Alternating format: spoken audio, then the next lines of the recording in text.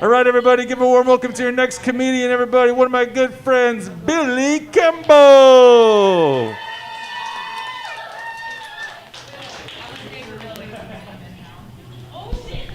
How's it going, Dog DayZ?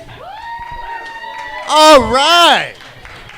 Oh, my goodness. I know a lot of people didn't want to talk about COVID and whatnot, and I'm not going to talk about COVID itself, but I got locked down on quarantine with 3 teenage daughters and my wife for about 2 months in the very beginning of it. And shit changed around my house real quick. We all handled it very differently. Like when it first started, I thought to myself, this is going to be the perfect time for me to grow out a beard finally. I don't got to go out in public and shit like that. My wife thought differently. And she was like, she tried to barter with me at first. She goes, honey, if you grow out your beard, I'm going to grow out my armpit hair. I said, well, honey, that's fine with me. Just speak with a French accent, put on a maid's costume. We can make that shit work. And she goes, well, fine, honey. If you quit shaving on your face, I'm going to quit shaving down there. I'm like, honey, I lost my virginity in the 90s. It's really not the threat you think it is to me.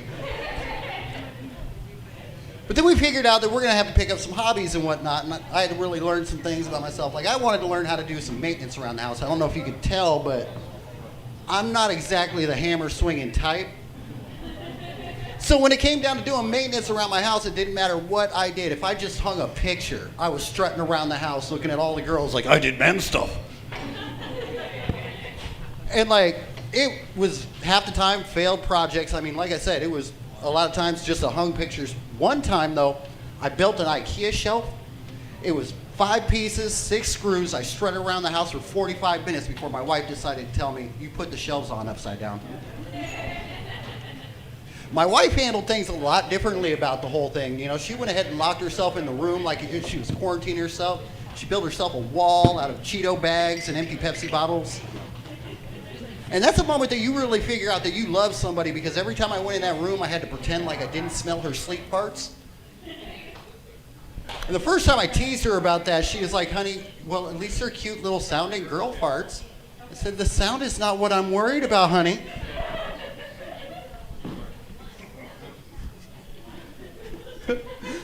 I love how long it took you to roll that one back.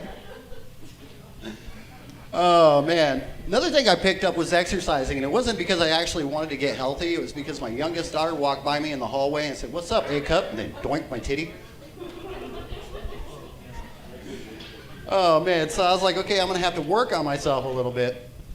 My major thing was I got stuck doing all the homeschooling and whatnot, and that kind of sucked because, again, I have 3 teenage daughters, and I don't know if anybody has noticed, but I'm about as intimidating as a blonde guy with a mustache.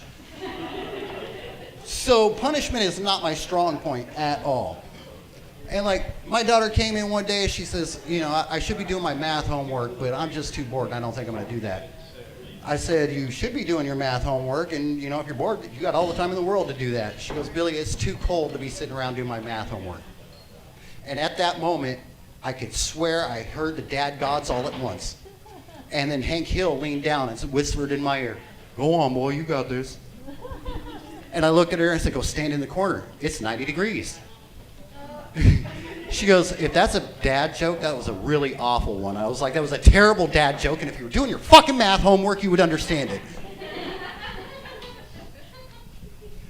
Oh, man. We had a lot of fun, though. Like, the first week was the scariest, you know, because my oldest daughter at one point walked into the bathroom, and she had a full head of hair and 2 eyebrows. And she said, I'm going to go ahead and cut my bangs. And then when she came out, she had a shaved head and 1 eyebrow. My friend called me up shortly after that, you know, and I'm sitting on the couch. And as I'm sitting on the couch, I'm watching the youngest daughter spin circles around the couch. And my buddy goes, how's quarantine going for you? And I said, well, there's a lot less hair in the house. And right now, my 12-year-old has spent the last 45 minutes scooting around the floor with her butt like a dog with worms out of boredom. Oh, man, my oldest son, he just freshly turned 21. That's been a lot of fun. You know, I could tell you guys this now because he's 21 and CPS can't take him away from me anymore. But I was an 18-year-old dad, and I don't know if you guys know this shit, but 18-year-old boys are dumb. And I was a single dad on top of that, which means I hit his soft spot so many times, dude. If you're going to put a reset button on a kid, do not stick it up in the open where dumbass dad can hit it. That poor kid still flinches over ceiling fans. Like, I had to learn everything from scratch. And I mean, when it comes to dumbass dad things, I didn't have Google. I had call dad. Because if I called mom, she was going to trip. So like, I would call dad with the most random things. Like, hey dad, it's been like 3 days, so I'm going to go ahead and farm this out to you, but William's got an M&M stuck in his nose. And I'm only calling because, I mean, I got mine out like 2 days ago, but he's starting to attract ants. I had to learn how to cook with this kid. Like, thanks to me, this kid is now immune to salmonella and E. coli. But also thanks to me, he's allergic to fruit.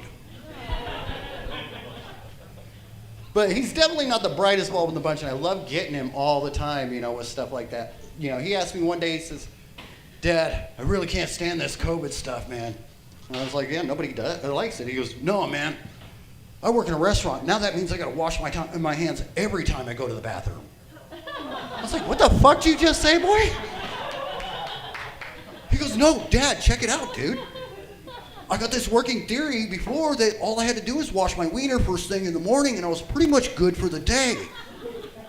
I was like, no, son, that is not at all how that shit works.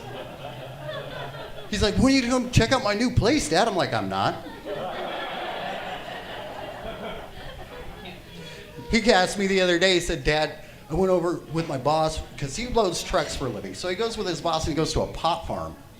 And he comes back and he's like, Dad, dude, I learned so much about weed. I'm like, cool. He's like, I had no idea it grew so fast. I'm like, well, yeah, you know, it's a fairly quick process.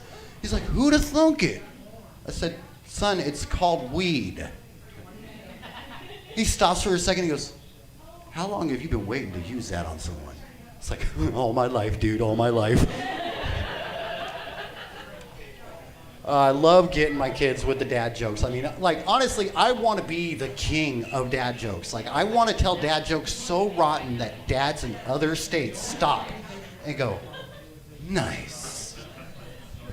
And I set them up. Like, I get really into them. Like, one week, I spent an entire week taking empty Monster cans and sticking them underneath my daughter's bed. And by the time she found them, she's like, why would you do that? And I said, well, because every kid should have to worry about monsters underneath their bed once in a while. And she did not find that very funny, but it is 3 months later, and I'm still giggling my ass off about it. I'm lucky, though, man. I hated being single, and I wasn't very good at being single. I don't get sexual innuendos or flirting or any of that at all. When I was 16, my first experience with a sexual innuendo, I was working at a McDonald's, and this old man and this older woman, she wasn't old, but she was like 5 years older than me, so to me at 16, that was ancient. She goes, I call my cat Mr. Bigglesworth because I shave him every other day. And so the old guy was like, awesome. And I'm standing there going, that poor kitty. What is wrong with you? Somebody should call the Humane Society or something. And finally the old guy realizes, I seriously think she's talking about a cat. He's got to take me off the line. Hey, kid, come here.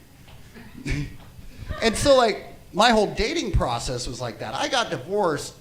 Really, I was single at the perfect time. I got divorced after my first divorce, right after everybody was done peeing on each other.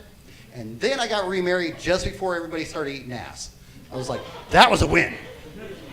I didn't understand the whole eating ass. Did everybody just give up on looking for the G-spot altogether? And I totally sucked at flirting. Like, my wife at one point tried to send me a nude when we first started dating. And I just texted back, thank you. I mean, I didn't know what else to say. The only time I've ever sent a dick pic in my entire life, it was as a prank, and it was with my brother's phone. I waited until he went to the bathroom, typed in a random number, and then sent a dick pic really quick. And he wouldn't have found out so quick, but they sent a dick pic back. He got mad. He goes, Bill, what's this? I said, dude. Well, it looks like you sent a dick pic out, you got a dick pic back. I believe they call that a boomerang.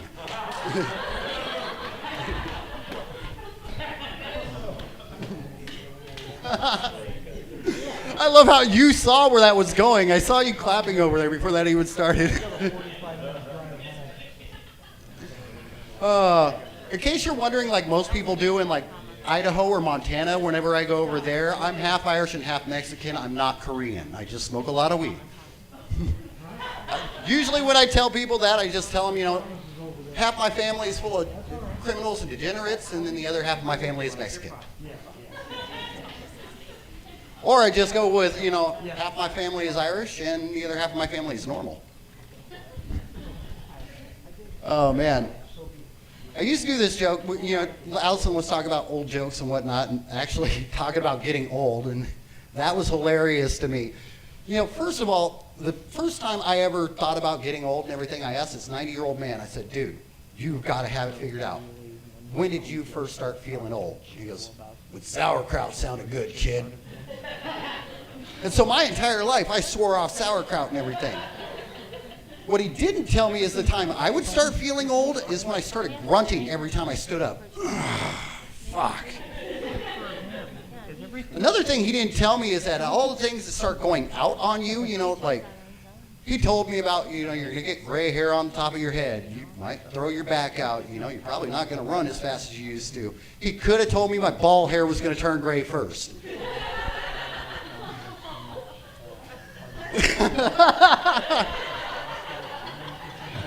Yes, Billy. I'm looking at the 5 gray hairs on your chin, by the way, and I'm thinking you got like a whole puff going, don't you?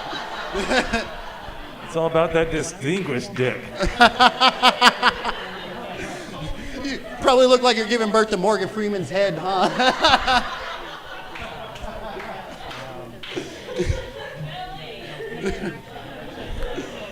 Oh, man. Billy Campbell, everybody. I'll end it there. Woo! Thank you, Billy. Thanks, guys. Yeah. Nice shoes, by the way. Holy shit, bro.